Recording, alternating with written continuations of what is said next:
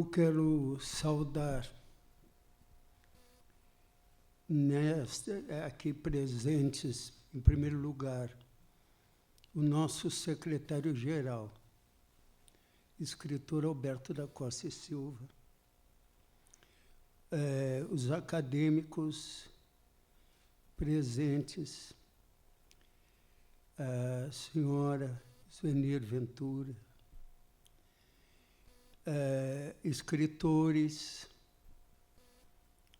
Queremos saudar todos os presentes que nos honram nesta tarde. E, de uma maneira especial, aqui o nosso palestrante, Dionísio da Silva, escritor, foi premiado no Prêmio Casa das Américas, onde era jurado José Saramago, com o livro Avante, Soldados para Trás. É professor titular visitante da Universidade Estácio de Sá, doutor em letras pela Universidade de São Paulo, autor de muitos livros, como os romances Goethe, Barrabás, Lotte, Zweig, premiado e publicado na Itália, em 2012. Teresa de Ávila, premiado pela Biblioteca Nacional, Cidade dos Padres.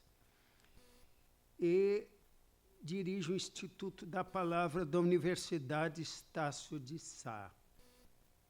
Faz trabalho em etimologia, tal como se vê no seu livro De Onde Vêm as Palavras, que é reunião de colunas nas revistas Cara e Veja e na Rádio Band News do Rio. Destaca-se com o livro em estudos literários, com o livro Nos Bastidores da Censura. Está vinculado às instituições que é a Academia de Ciências de Lisboa, a Academia Brasileira de Filologia, a Academia Catarinense de Letras. E eu quero dizer a todos a grande honra de tê-lo aqui, porque eu tenho por ele uma grande admiração e um afeto fraterno.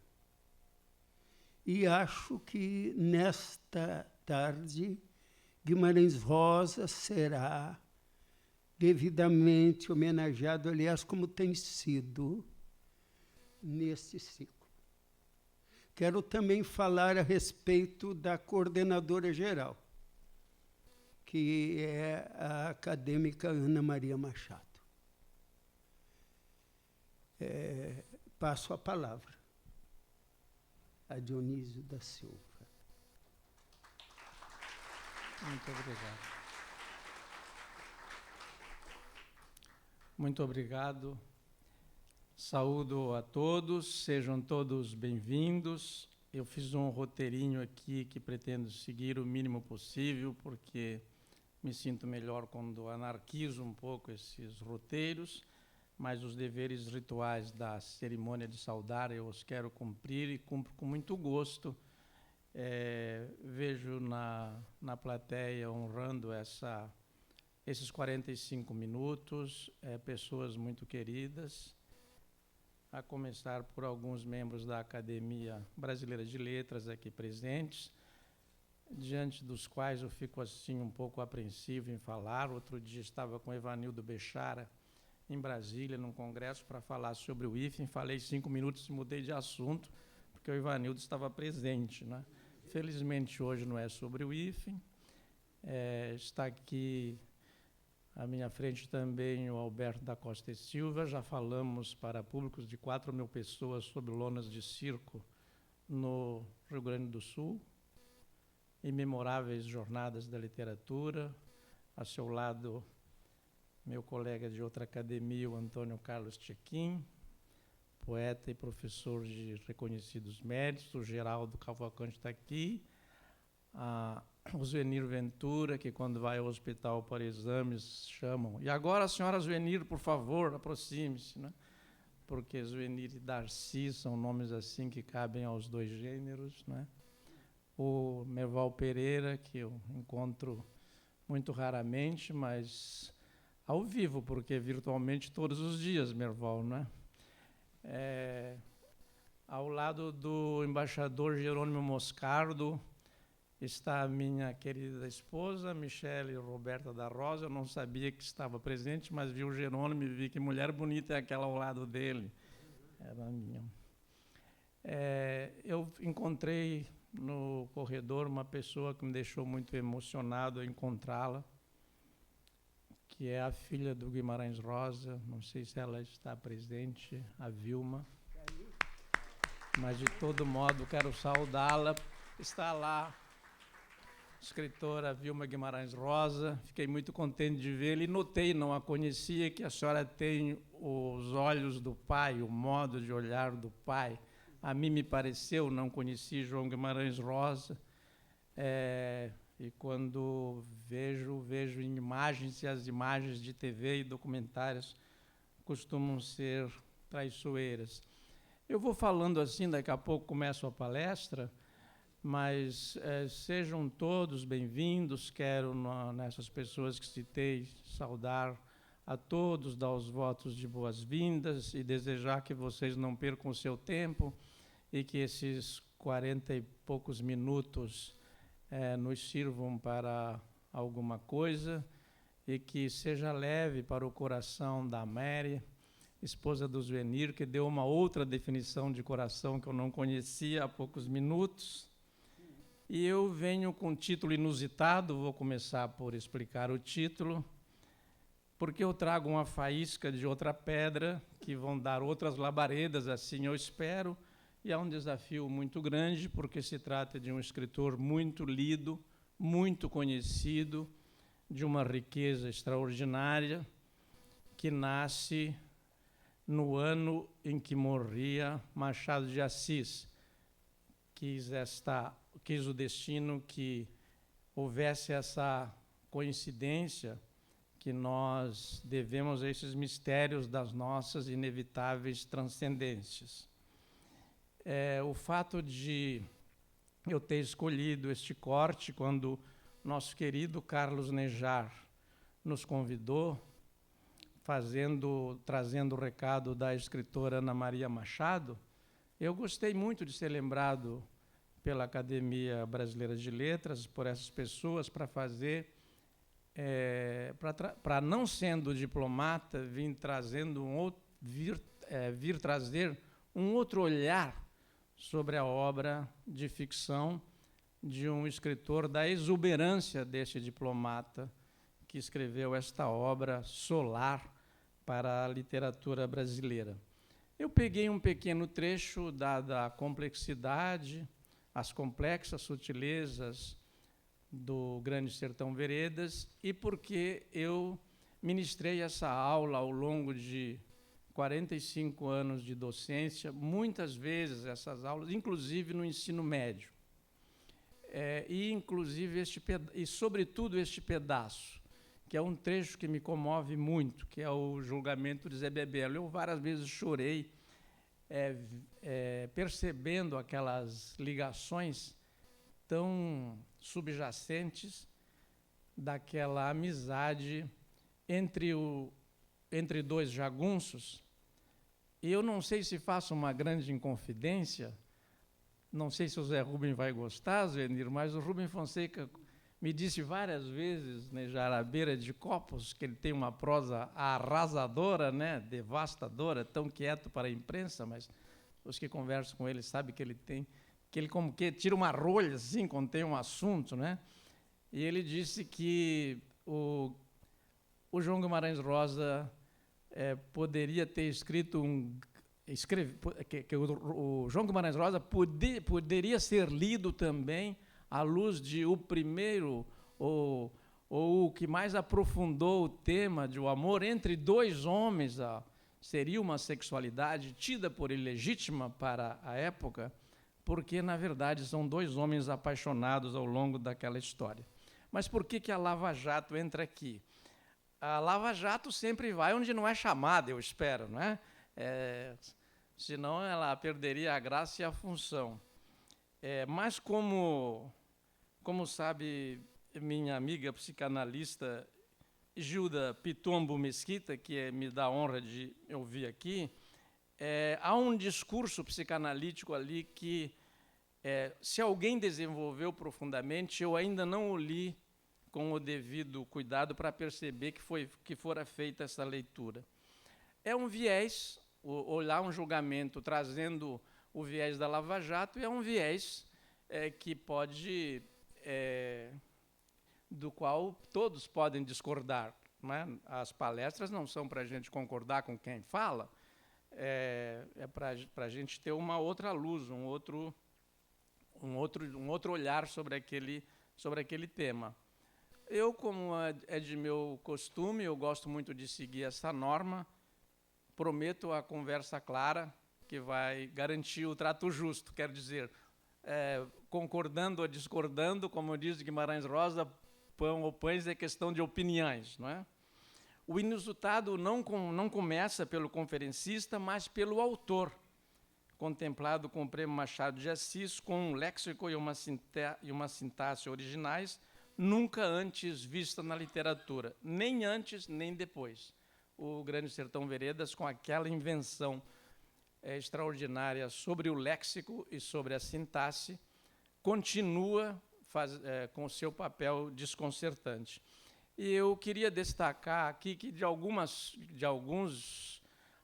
mirantes a obra de Guimarães Rosa já foi vista, de um especialmente, pelo José Neumann e Pinto, o jornalista, poeta e romancista, que, aliás, tem um grande romance sobre delação, né, O Silêncio do Delator, um memorial muito interessante. O José Neumann e Pinto fez aqui na semana passada, aliás, abrindo o ciclo, né, Nejar? E nos meus tempos de duro ofício no campus de concentração da Universidade Federal de São Carlos, eu usei muito um livro da Valnício Nogueira Galvão, que se chama As Formas do Falso. As Formas do Falso é uma orientação, é uma tese orientada pelo Antônio Cândido. E também queria dizer, logo vou entrar na palestra, né, se der tempo, queria dizer que esses estudiosos da obra do Guimarães Rosa, que são muitos, devem desconcertar muitos dos leitores e muitos dos analistas, dos professores, dos alunos. Eu fico pensando o que é que a nossa querida Vilma Guimarães Rosa fica achando do que dizem do pai dela, porque eu fico imaginando assim, o que a minha filha já me disse do que disseram de mim. Deve ter uma outra narrativa aí, não é? Que de vez em quando a gente fica sabendo como o que fofocas a respeito dessas interpretações. Eu provavelmente me repito, mas queria dizer que a fofoca é uma prova de solidariedade, como um dia definiu Mário Quintana, porque a gente está preocupado com a vida alheia, não com a vida da gente, então é uma prova de altruísmo também. E como se trata de um escritor mineiro, é uma prova de uma terceira coisa, não é? A gente não fala na frente da pessoa porque podia magoar, fala pelas costas para ter mais delicadeza, não é? Mas no caso do João Guimarães Rosa, já me perguntaram, você veio de gravatinha borboleta para homenagear também? Também por isso homenagear o João Guimarães Rosa? Não, eu sempre uso gravata borboleta, eu gosto do formato da gravata borboleta, parece que enforca menos. E as traduções que fizeram da obra dele, duas me encantaram bastante. Uma está em andamento, então eu sei por aquilo que o Bertozzilli, que está traduzindo de novo a obra do Guimarães Rosa para o alemão. Atualmente ele está na Universidade Federal de Santa Catarina, meu estado natal, trabalhando muito nisso, falei com ele ontem ainda. Ele vai fazer uma tradução bem diferente daquela que fez o Kurt Meyer Clason, a quem conheci já aos 80 e poucos anos, ele e eu com 40 e tantos, em Berlim, e de quem levei um baile, assim, ele me convidou para ir na casa dele, saiu andando a passos largos por uma rua de Berlim, aos 80 e poucos anos, a trote, e eu atrás, cheguei arfante, ele disse, a biblioteca é ali em cima, tinha mais uma escadinha para subir, e eu cheguei gemendo lá, ele disse, Dionísio, você precisa se movimentar um pouco, né? Não segui o conselho até hoje. Os alemães sempre tiveram, pelo Brasil, um interesse muito comovente. Começa com o Hans Staden, não é? E o Augusto Maier, né, Nejar? Os alemães, o Augusto Maier tem uma das grandes interpretações da obra do Machado de Assis. E eu venho de um terrum, o Brasil meridional, onde a presença alemã é muito forte. Inclusive, há lugares em que as pessoas foram alfabetizadas primeiro em alemão e depois em português. Alemão foi a sua primeira língua. Ultimamente, eles se interessaram pelo Brasil também de outra forma, nos empurraram 7-1, não é?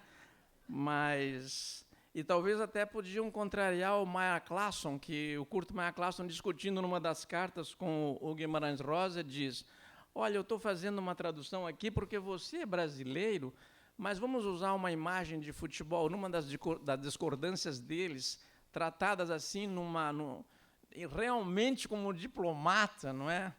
O diplomata faz ver que você não está agradando, você deve ir embora, mas diz com tanta delicadeza que a gente se retira logo, né?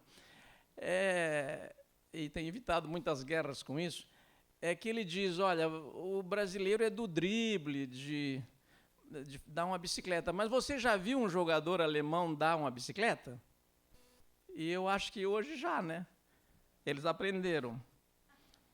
E, ainda com o título, eu queria fazer, então, esse paralelo. Para o aluno, não sei para o público presente, mas para os alunos, funciona muito você mostrar ao aluno uma coisa com a qual ele tem algum interesse. Você sabe que, vocês saibam, aqueles que são professores sabem, que a gente lecionar a literatura brasileira, ao longo das décadas, eu sou um bicho memorioso, eu tenho notado que nós vamos acabar dando teoria do nada absoluto, vamos tirar isso de letra, porque o repertório do aluno em literatura cada vez diminui mais.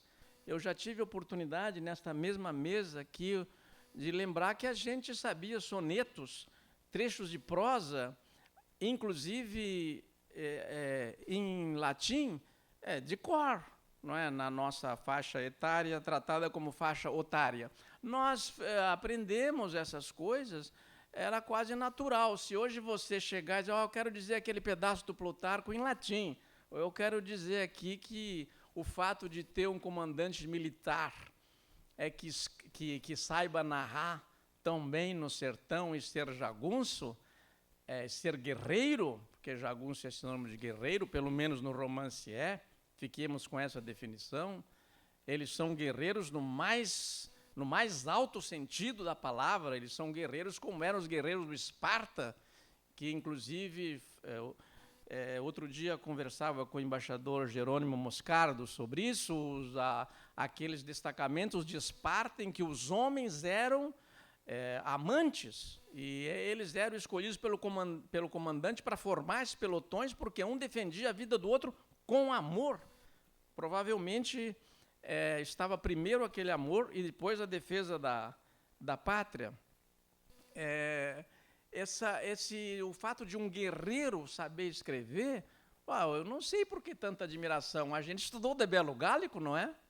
O César era militar. Alguém escreveu melhor do que ele? Muito poucos, né? Então, é mestre da língua latina, apesar de militar. Quer dizer, neste contexto que a gente está usando, apesar de guerreiro, então, né? E sobre, então, vinculando, eu dizia que a gente vai falando, os alunos têm cada vez menos referências de literatura, o repertório deles, eu não estou aqui fazendo uma crítica assim para menosprezar os alunos, ao contrário, o professor dá aula com a noção de interlocutor. Eu estou ali todos nós aqui que somos professores sabemos disso. Estou aqui, tenho que respeitar o meu aluno e aprendi muito com os meus alunos, não só com os meus colegas, mas também com os meus alunos.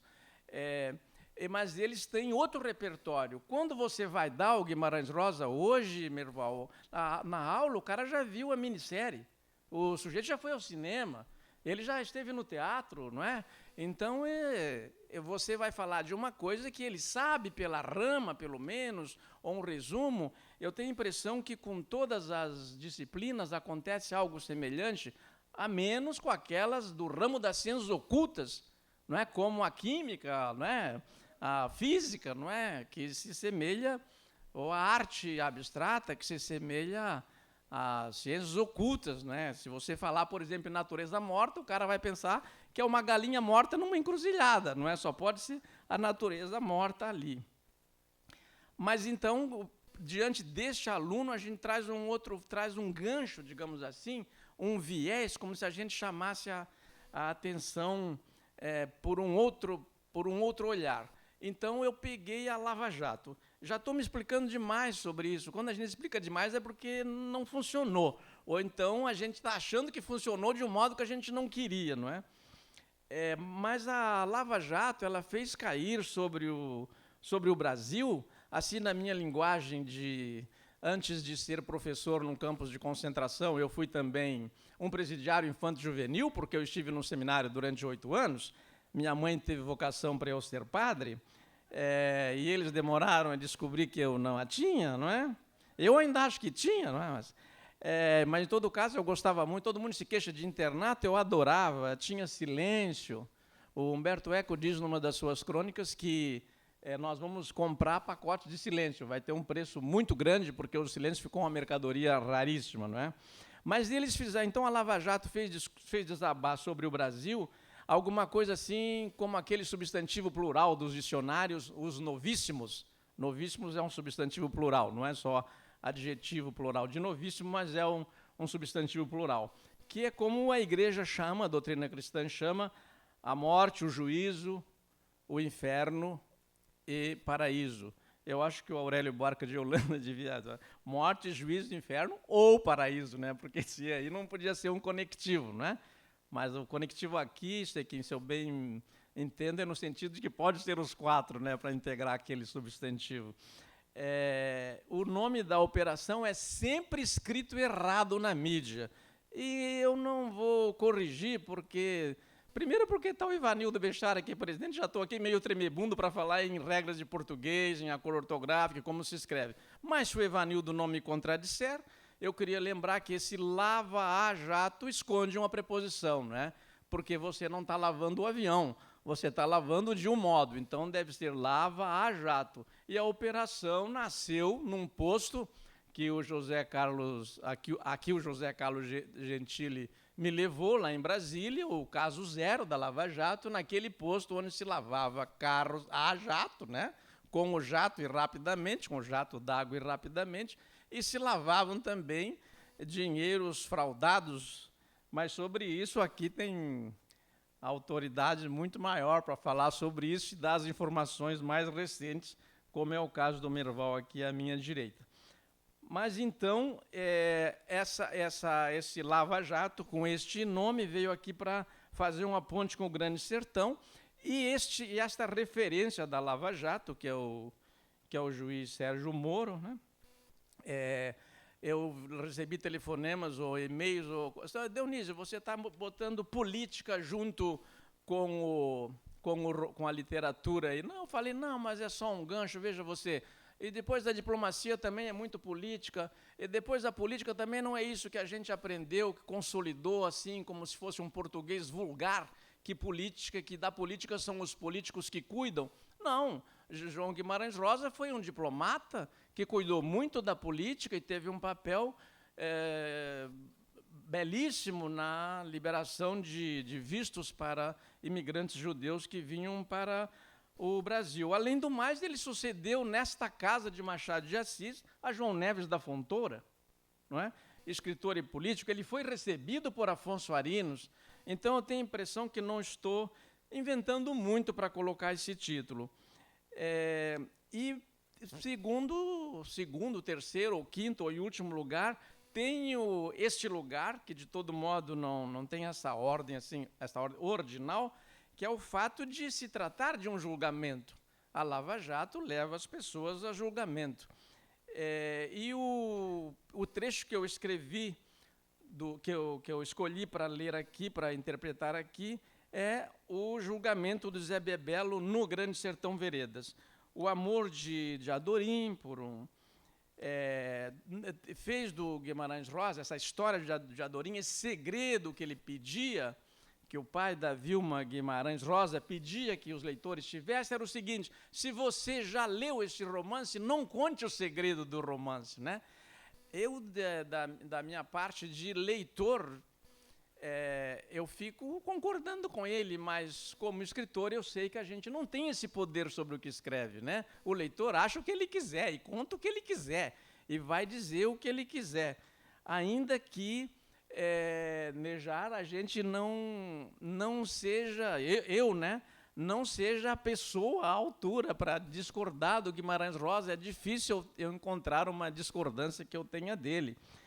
E a outra, mais uma coisa ainda antes de eu entrar ali realmente no julgamento, que ficarei poucos minutos especificamente nele, é o seguinte, que o Guimarães Rosa me lembra, de alguma forma, um romance muito esquecido no Brasil recente, que ganhou o prêmio de melhor romance brasileiro publicado na Itália, que é o romance de Osman Lins Avalovara, que tem uma trama, né? Dizem os franceses que a gente pode reduzir um bom romance, a narrativa inteira, a uma sentença. Então seria assim, no Dom Casmurro: Capitu traiu Bentinho. Bom, mas se você reduzir um romance a uma sentença, já começa a controvérsia aqui, não é? Capitu traiu Bentinho, daí levanta, não traiu não, tem um problema aí, não é? Muitos analistas literários franceses acham que o romance pode ser reduzido a uma sentença para fins de operação do texto.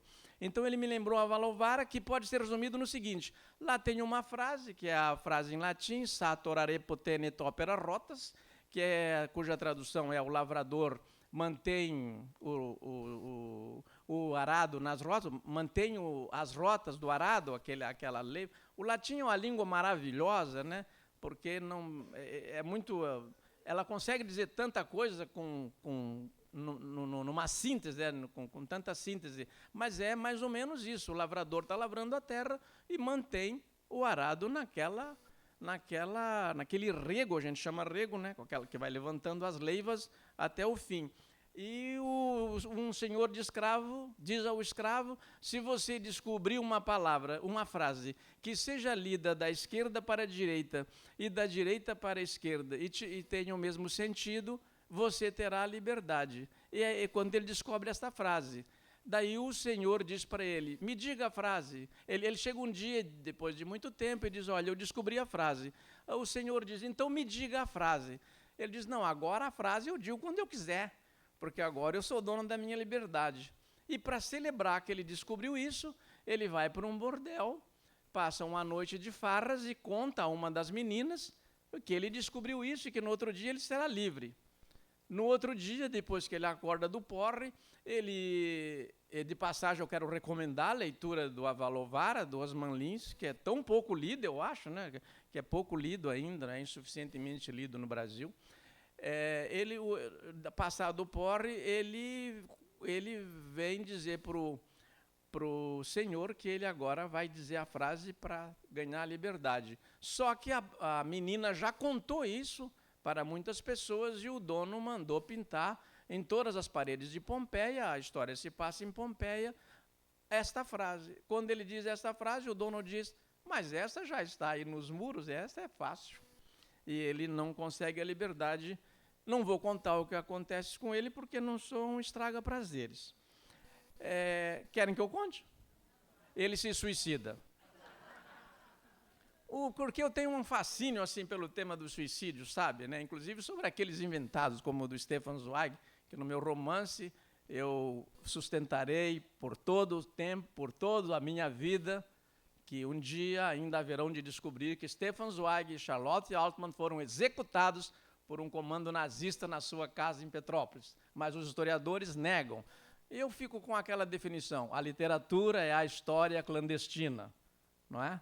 A literatura é a história clandestina. Muita coisa que não aconteceu, a literatura descobriu antes, que já aconteceu e não foi dita, a literatura disse, sem contar que nós escritores, chegamos ao inconsciente bem antes de Freud, não é? Nós, escritores, como classe. E aqui vai, de passagem, antes de eu dar esse resumo do julgamento, do que eu achei do julgamento, o que é clássico? O Guimarães Rosa é um clássico. O Borges disse que a etimologia serve para dizer aquilo que as palavras não significam mais e que um dia significaram. Então, miniatura não é mais feito de mínio, não é? O pontífice não cuida mais das pontes, não está abençoando as pontes, não é? Ele é o Papa. A etimologia serve para isso. Mas serve também como berço original para você evitar a corrupção das palavras. As palavras querem dizer isso, e elas dizem exatamente o que elas querem expressar, como sabem mais do que os prosadores, os poetas. Preciso encontrar aquela palavra exata. E ao fazer essa definição de palavra, me veio à mente dizer para vocês o que eu acho, porque aqui tem muita autoridade nisso, o que é o clássico. A etimologia diz que clássico é aquilo que você precisa reunir para você fazer uma navegação. Então, você põe no navio, na frota, aquilo que é necessário, não é? Daí você vem para a escola e organiza classes. Qual é a classe? Aquela coisa que é necessária, que é indispensável, sem a qual você não pode fazer a viagem. Então, é o seguinte, o Guimarães Rosa, o Grande Sertão Veredas, é um clássico, na maior acepção do que se entende por clássico na literatura, porque nós não podemos viver sem ele. Não é? Ele se tornou indispensável. Estudiosos estrangeiros, que, aliás, leram apressadamente em português, por não conhecerem a língua portuguesa com aquela intimidade que o criador conhece, elegeram o Grande Sertão Veredas um dos 100 melhores romances de todos os tempos na literatura mundial. Quero dizer que bastava eu dizer isso. Olha, eu vim aqui fazer uma conferência e dizer o seguinte, olha, eu vi uma lista que o Guimarães Rosa, com o Grande Sertão Veredas, sua obra-prima, está entre os 100 melhores romances mundiais de todos os tempos. E agora vamos embora, tomar um café, tomar um chopp, conversar alguma outra coisa, terminou a palestra. Não é? Porque o que eu teria a dizer mais sobre isso? Mas então, ficando naquilo que é necessário, que me requisitaram no convite, vou fazer a palestra caminhando agora para o final. Os personagens solares deste romance, deste episódio, o Zé Bebelo, que ele é o Reobaldo, criado pelo padrinho, Celorico Mendes, que ele desconfia que seja o pai dele. Ele sai da casa do padrinho porque recebe uma tarefa do Celorico Mendes, seu padrinho, de dar aulas para o Zé Bebelo. E ele está lá nesta casa, ensinando o professor particular, tutor, né, do Zé Bebelo, funcionando como tutor. Ele olha encantado para os hóspedes que um dia chegam lá, o Joca Ramiro, o Ricardão, o Hermógenes. Deste encontro dos meninos, das pessoas que viam o jagunço, que viam o cangaceiro pela primeira vez, o Zé Lins do Rego tem uns parágrafos maravilhosos, né, Nejar? Que é assim um encanto que eles exercem. Porque o que é um jagunço? Os jagunços, eles rezam a santos, implorando que os ajude a matar com eficiência. Eles pedem essa graça ao santo da sua devoção. Eu quero matar aquela pessoa, você me ajuda, porque eu estou precisando matar aquela pessoa. Quer dizer, eles exercem esse poder com crueza, mas, ao mesmo tempo, com grande humanidade. Eles têm essa noção do humano muito profundamente. Mas aí ele, então, entra para o bando de Zé Bebelo. O projeto do Zé Bebelo é se tornar deputado e limpar o sertão da jagunçagem, o que ele, no final do livro, já conseguiu, porque o Guimarães Rosa, que todo mundo já leu, Então, o Grande Sertão também. No Grande Sertão Veredas termina com o Zé Bebelo já pacificou o sertão. Ele era jagunço. É isso que a Valnice Nogueira Galvão descobriu. É muito interessante. As formas do falso. Um jagunço acaba com a jagunçagem. Um deputado quer acabar com o desgoverno dos políticos. O sujeito quer... tudo é o contrário. Um homem se apaixona por um outro homem, mas ele quer o amor de uma mulher que está ali escondido. O julgamento de Zé Bebelo dá-se na derrota do bando dele.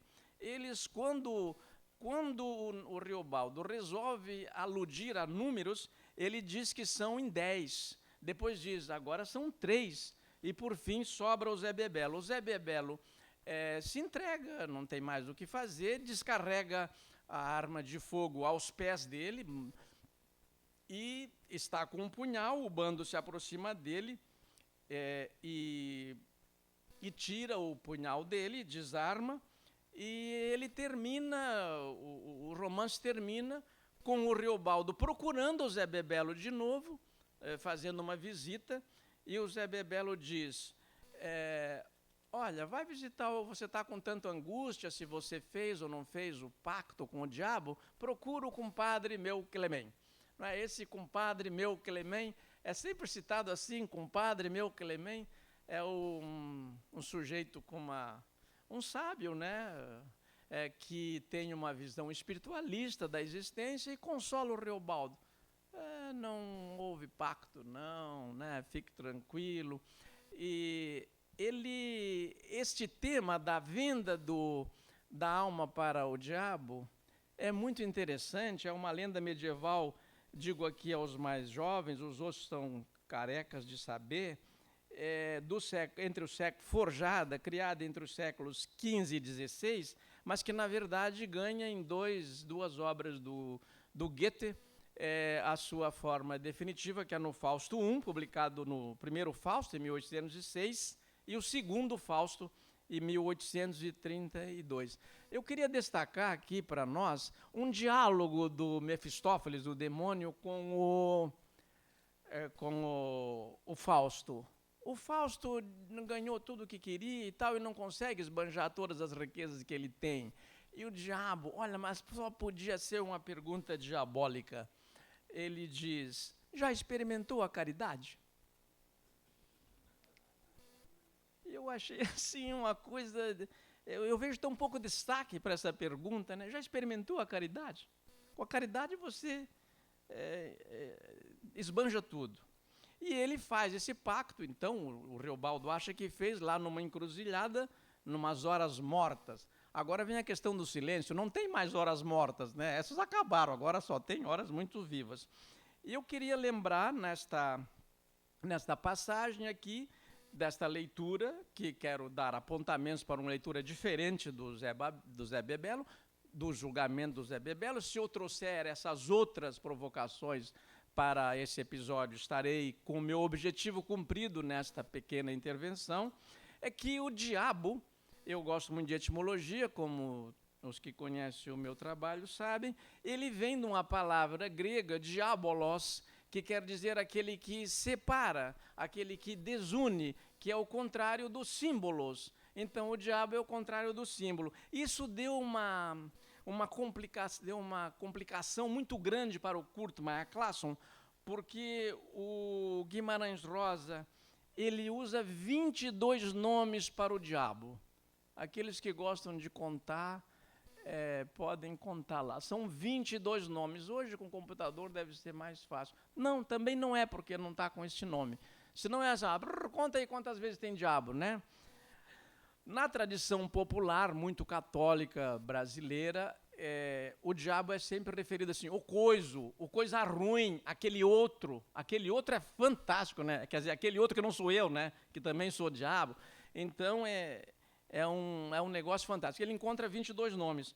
Quando o Kurt Meyer Clason vai traduzir o Grande Sertão, ele tem um problema sério, porque ele encontra na língua alemã apenas 14 nomes para o diabo. E são 22. Como é que ele vai fazer? Então, ele só põe 14. Ele só põe 11. Mas, mesmo assim, ele usa 14 porque aliás, ele pega 10, ele acrescenta, não, perdão, ele encontra 11 na língua alemã e ele acrescenta mais 3 nomes pelos quais, ou locuções pelas quais o diabo não é conhecido. É pé de cavalo, sujinho e mentiroso. E essa noção de diabo, o que ele faz e tal, que atravessa toda a cultura ocidental, e depois ela se consolida nessa figura do Satanás da tradição hebraica, não é? Ela tem esses diversos nomes, mas eles têm, no hebraico, eles têm, eu tenho a impressão que foi num agradável jantar com o José Carlos, poeta José Carlos Matos, suponho que esteja aqui presente, que a gente discutiu esses nomes. O Jânio usava muito um desses nomes do diabo, que era o Asmodeu. Então, 7 são muito famosos. Eu acho que o Jânio usava muito o Asmodeu. Os diabos, o Asmodeu, Belzebu, Mamon, Azazel, Leviatã, Lúcifer. Lúcifer foi uma tradução, digamos assim, equivocada do São Jerônimo, a menos que ele queira ter feito de propósito, né? O São Jerônimo traduzia a Bíblia para o vulgar com um monte de menino, né? Um bando de menino ao redor dele. Escreve isso, escreve aquilo, eram várias cópias simultâneas. E alguns equívocos, alguns erros, algumas coisas passaram, ou então ele quis adaptar isso e botou no nome do diabo o nome de Vênus, Lúcifer, a estrela da manhã, que à tarde é véspera. Eles são esses pecados do diabo e foram personificados, foram dados como, num resumo assim, os 7 pecados capitais, que é um monge do século IV que inventa esses 7 pecados capitais. Um dos pecados capitais é um grande tema do Guimarães Rosa, que eu deixo aqui um desafio para quem quiser ler, que é o da luxúria. Você pensa no outro ali do seu lado para a luxúria, que é o Reobaldo com o Reinaldo, que ele só vai saber que é de Adorim depois do combate final, quando os dois se matam na luta corpo a corpo à faca. A de Adorim, né, mata o Hermógenes e o Hermógenes mata Diadorim. Este julgamento se dá, agora vou caminhando para o final, Nejar, não é? Você vai controlando meu tempo, eu não quero fazer que nem o Neumann, viu? Vou trouxe maçã para o professor aqui para não me admoestar. Uma brincadeira aqui com o Zé Neumann, que alargou o tempo.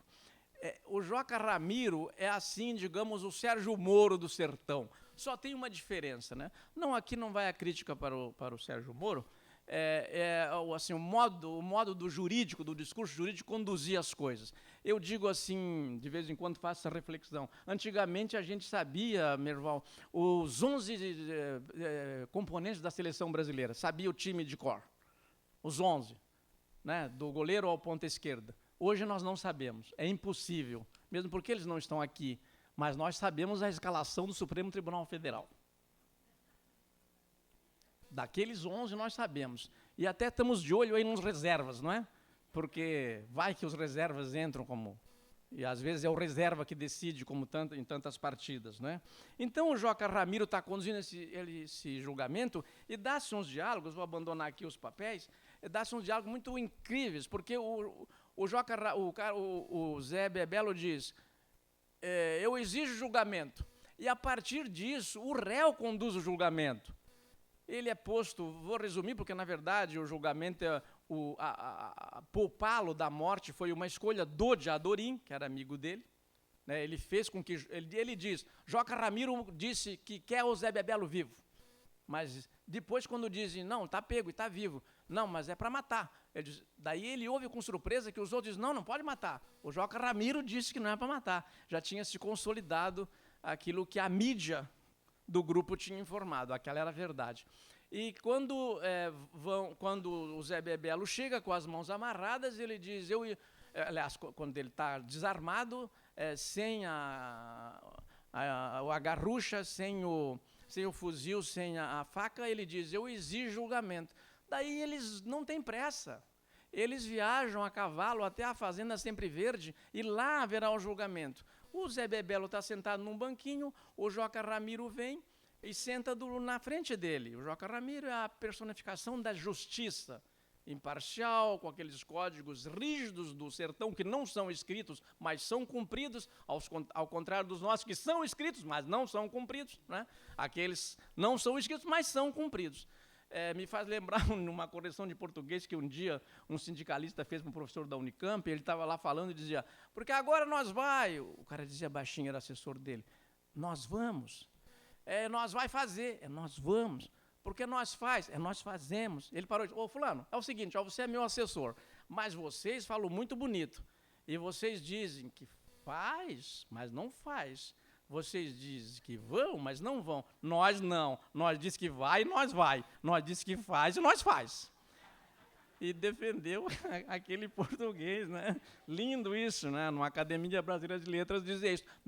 Defendendo uma variação de norma que ali funcionava, aquela era a língua. E para a justiça também. Aqueles eram os códigos, aqueles eram os códigos a ser cumpridos. Então ele senta ali diante, vou terminando realmente aqui a minha palestra, o Zé Bebelo vê o chefe Joca Ramiro sentado ali na frente, já tinha dito, o réu diz, olha, nós somos iguais. Eu era chefe de um bando, o senhor é chefe desse, e o senhor venceu, eu reconheço que perdi. Daí ele diz, o senhor está preso. E ele diz, está em julgamento. O Zé Bebelo diz frases lindas. Tem uma que eu escrevi um conto sobre ela e deu título ao conto. Toda hora eu estou em julgamento. Eu acho isso de uma beleza realmente atroz. Né? Atroz. Porque toda hora eu estou em julgamento. Ele, ouvindo isso, ele chuta o banquinho, levanta, chuta o banquinho e senta no chão à frente do Joca Ramiro. O Joca Ramiro dá direito às acusações e se alguém tiver, se os outros jagunços têm alguma coisa em defesa a dizer, diga. E tem aqui uma defesa que eu quero trazer para vocês para encerrar essa conferência. Um dos jagunços diz o seguinte, olha, o Zé Bebelo não fez nada demais. Ele fez o que todos sempre fazem, ou sempre fizeram, que é vir para o sertão e guerrear.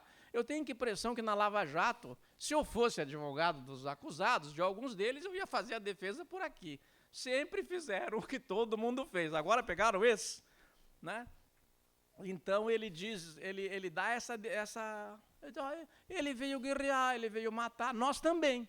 Então agora nós não temos que condená-lo não. E o Zé Bebelo, réu que conduz o processo, essa é a singularidade do julgamento. O réu conduz o processo. Ele diz, olha, então tá, o Joca Ramiro disse que ele não pode ser morto, porque ele disse, se é para ser morto, eu quero ser morto num duelo. Deixam eu resolver na faca. Né? Quem ganhar, ganhou. Já que veio em julgamento, agora tem que seguir o julgamento. E ele dizendo, se eu for solto, como um dos jagunços sugere, deixa ele embora. Daí o Joca Ramiro diz, você promete que indo embora, você nunca mais aparece aqui para lutar contra nós e tal.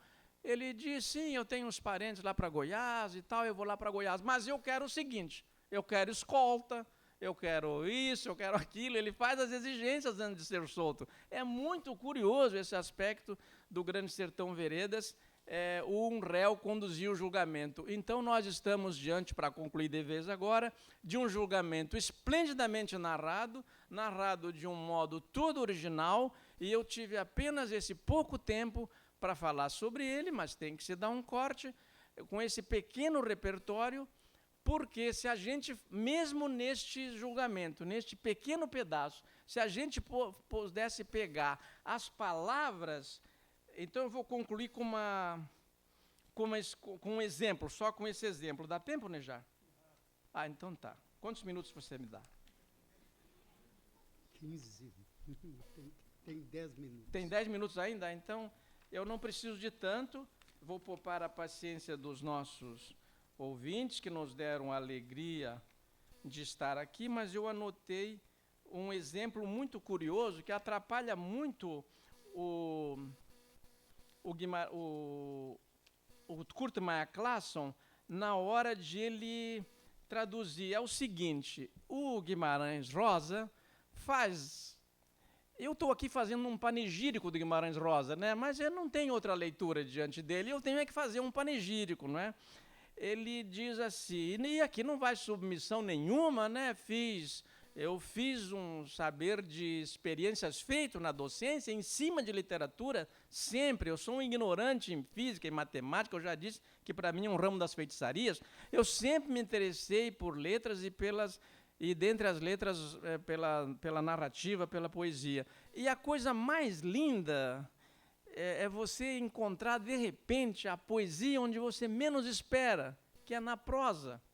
De repente, rompe ali como que um verso, uma coisa poética. E o Guimarães, que foi que aliás, teve o primeiro prêmio com um livro de poesia, né? Ele diz a seguinte coisa, ó, para terminar mesmo, porque é realmente um fecho de ouro, uma coisa linda. Ele diz assim, o galope dos cavalos, esse galope, era feito flecha. Eu vou tentar ler sem chorar, né?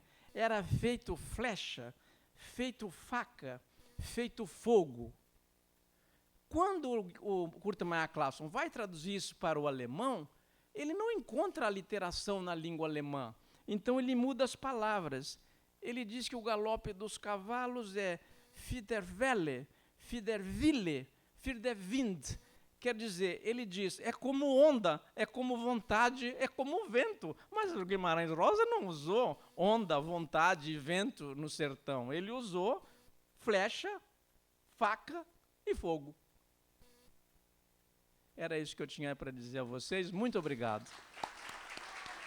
Muito obrigado.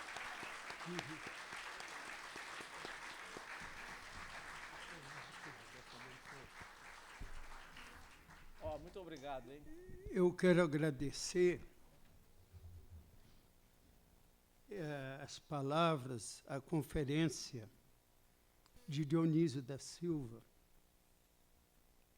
Mas antes também eu quero registrar aqui a presença de Vilma Guimarães Rosa, do embaixador Jerônimo Moscardo e de outros aqui que nos honram neste já começo de noite. Mas, em nome da Academia Brasileira de Letras, eu agradeço, comovido, as palavras desse escritor, desse grande escritor, de avante soldados para trás, e etimologista, Dionísio da Silva. E quando ele falava, eu estava me lembrando num episódio do Grande Sertão Veredas, mas eu vos digo que não farei nenhuma conferência paralela. O episódio do jagunço que afiava a faca com os dentes, que é uma coisa incrível.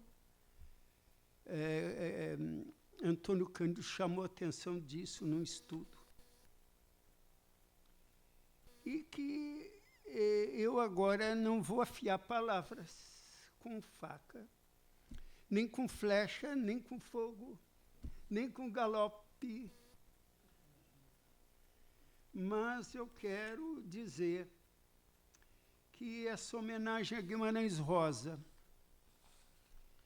é importante no reconhecimento da genialidade deste autor. E também quanto ele é clássico cada vez mais.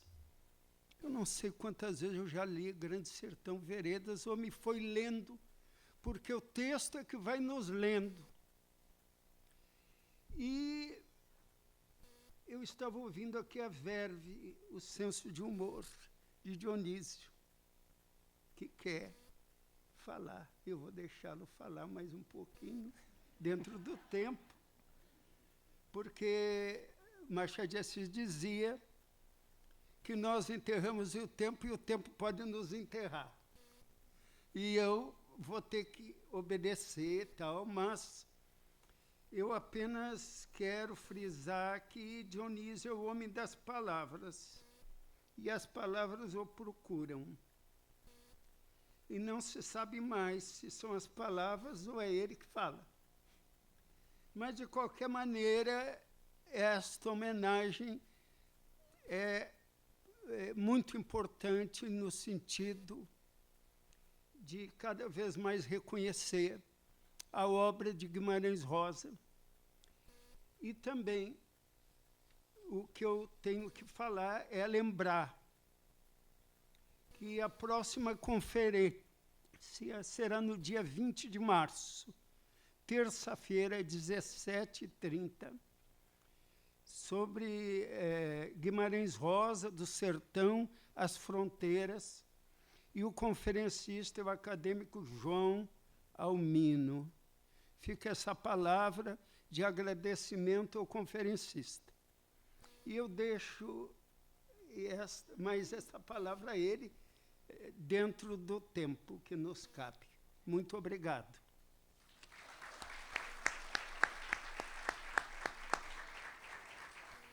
Eu queria só dar um recado final. Eu venho muito pouco à academia. Eu moro na Barra da Tijuca, que é um município no interior do Rio de Janeiro, que vocês devem ter ouvido falar desse lugar, não é? E por deveres de trabalho preciso morar lá. Mas queria dizer o seguinte, tem uma frase do Swedenborg, esse místico e botânico do século XVIII, que sempre mexe muito comigo, porque ele era um cientista, escreveu 18, 20 obras de botânica e foi um grande teólogo. E ele dizia o seguinte, que o céu não está proibido aos maus, está proibido aos bobos, porque os bobos ofenderiam muito o Criador, porque não seriam capazes de admirar as belezas do paraíso. E eu, neste convívio que tenho assim, esporádico aqui na academia, com alguns dos acadêmicos, eu gosto muito deste convívio, porque sempre sai uma conversa, um mote, às vezes despretensioso, e que provoca na gente grandes repercussões. Eu sei que vocês gostam de bastidores, é isso que eu queria contar para encerrar, Nejar. Estamos ali, o Nejar, como sempre, muito gentil, com aquela hospitalidade do gaúcho do Pampa, que está doido que chega uma visita, aliás, porque aquele Pampa é muito grande, se ele ficar sozinho não dá, não é? O gaúcho gosta de receber visita, e me tratando tudo bem. Daqui a pouco começaram a chegar as pessoas, velhos amigos, Amério, o Zuenir, o Bechara, o Alberto, como eu já citei, e daqui a pouco chegam o Merval e traz umas notícias. Nós estávamos achando que estava com os assuntos macabros, mas o Merval trouxe alguns ali que a gente achou que agora sim tinha ficado macabro, né? Com aquelas notícias que, como sempre, a gente fica sabendo das coisas pelos jornalistas. E queria, encerrando de vez, lamentar, deste convívio, lamentar hoje não ter encontrado o Antônio Torres, e encerrar com um pequeno episódio. Ele me escreveu de Petrópolis, dizendo que ele lamentava muito não vir, e eu fiz com o Antônio Torres, em Paris, um exercício legal da medicina. Ele estava com uma dor no dedão, que é raro o baiano ter esse tipo de problema, não é? Mas ele tinha com excesso de carne, um nordestino com excesso de comida de carne, e ele precisava de um remédio, e na França só com receita médica. E eu o levei a uma farmácia, conversei com uma atendente da Martinica, no francês que nós conseguimos entender, e trouxe o remédio e curei o Antônio Torres daquela doença em Paris. E desde então me orgulho muito, com a desculpa dos médicos aqui presentes, desse exercício legal da medicina que eu pratiquei com o Antônio Torres, que lamentei não encontrar aqui hoje. Muito obrigado de vez, muito obrigado. Obrigado. Obrigado, quero agradecer a todos a presença.